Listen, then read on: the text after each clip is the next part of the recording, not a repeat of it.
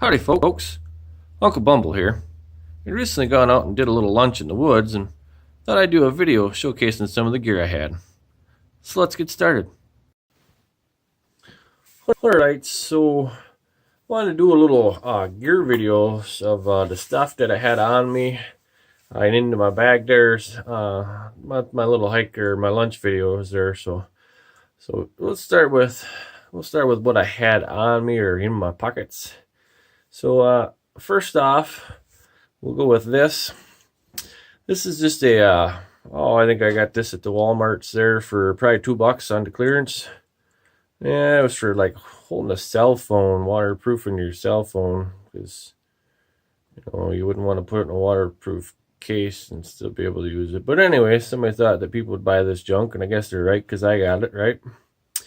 But I thought it'd be really good for doing an emergency fire kit is what I got going on here. It just goes in my cargo pant pocket, and I never get into it in case I really needed it. Like last ditch, I lost everything else. Now it's time to get into this. I've got some lifeboat matches in there wrapped in plastic with the striker, because that's the way I had them laying around, so that's what I got stuffed in there. A mini UST like ferro rod with a striker all built in, and it's on a lanyard so I could put it around my neck or whatever, so I could get choked out with it, or whatever. Some jute twine to uses like tinder.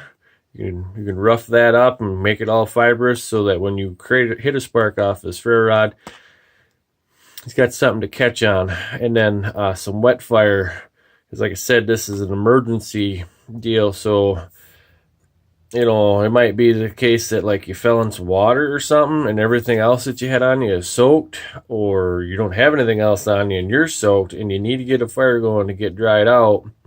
So there's that. So you can use some marginal tinder and get a fire going and get dried out before you get to hypothermia. And there's matches there too, just in case. It gives you a couple more chances of striking a fire there, getting a fire. And then I threw a little dollar headlamp in there. It's still got the little plastic tab so that button doesn't get pushed, and when you pull this out, the batteries are still good. And like I said, it was $1. Small, it fits in there pretty decent, and you never know when you're going to need to get into this, so you might need that to find some fuel to go with why you're getting into this kit here. So that was just something I thought I'd throw good. And like I said, it just kind of lives in my cargo pant pocket, and that's where it stays. Next, I have, this is what I generally like to start fires with. It's the UST blast match. Like I said, it's a one-handed unit.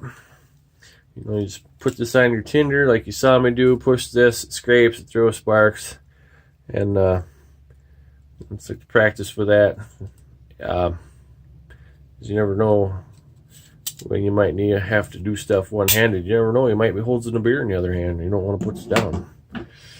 And then there's this. This is a Exotech. It is a case for a Bic lighter. Having a Bic on you is nice. It's convenient. Bics are kind of easy to dry out, but why have to dry it out when you can put it in this fang-dangled case? I like to give this and put this in my wife's gear if we ever go out and do things. That way she's got an easy way to start fire. She doesn't have to mess around with a fire scraper and all that good stuff. So I really like that. Like I said, it waterproofs your Bic, so you don't have to mess around.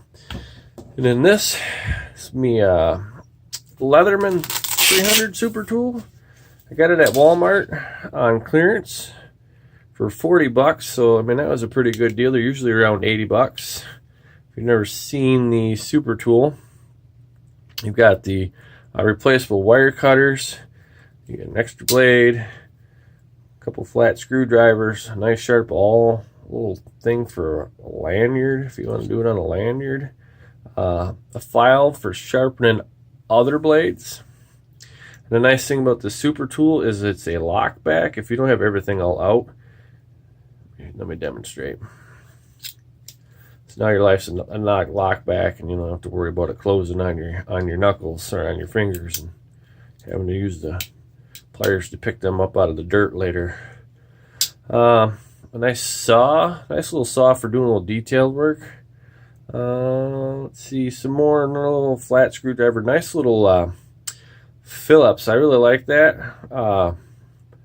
You never know if you're out in the woods and you're screwing around like I am and filming stuff, and you got a battery that goes bad, and you got to get through it behind a screw. You got a little screw. Nice bottle opener or can opener. And then there is a serrated blade. So yeah, it's a nice tool. I really like it. It's pretty heavy duty. Like I said, I got it on clearance, so you really can't beat that. And that's usually on me all the time when I go out in the woods.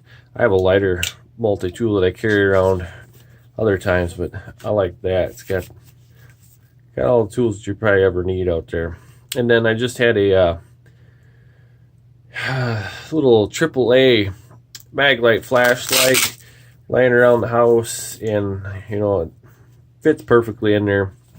Left the lanyard on there so it's easier to jerk out of there, and I just fold it over like this so that it's not so easy that something else jerks your flashlight out of there. But so there's the stuff that was on my person, and then I'll reset and I'll show you some other stuff that I think was worth showing you that was on my person while I was out there.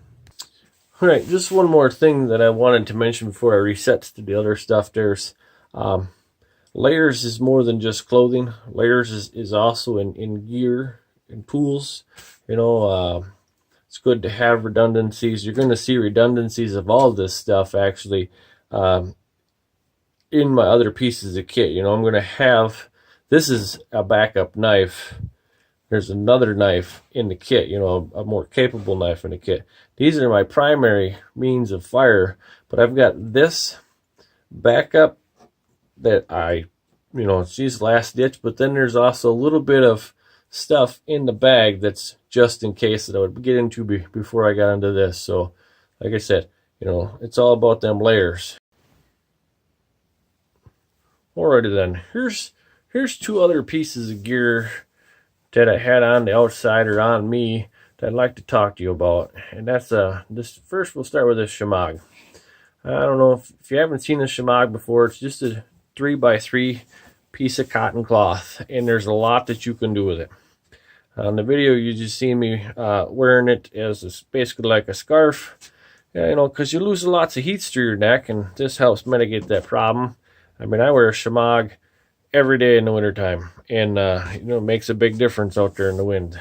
But you can, since it's cotton, you can use it to make char cloth. You can use this to make an improvised sling. You could pack a wound with it or make a pressure dressing with it if you needed to. Use it as a towel, pre-filter water.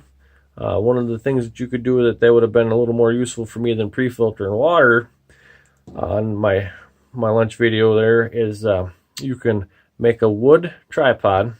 You fill this Shimag full of snow, and then you hang that off the tripod next to the fire with some sort of container underneath, so as the fire melts the snow in there, then the water drips out and gets collected into your container.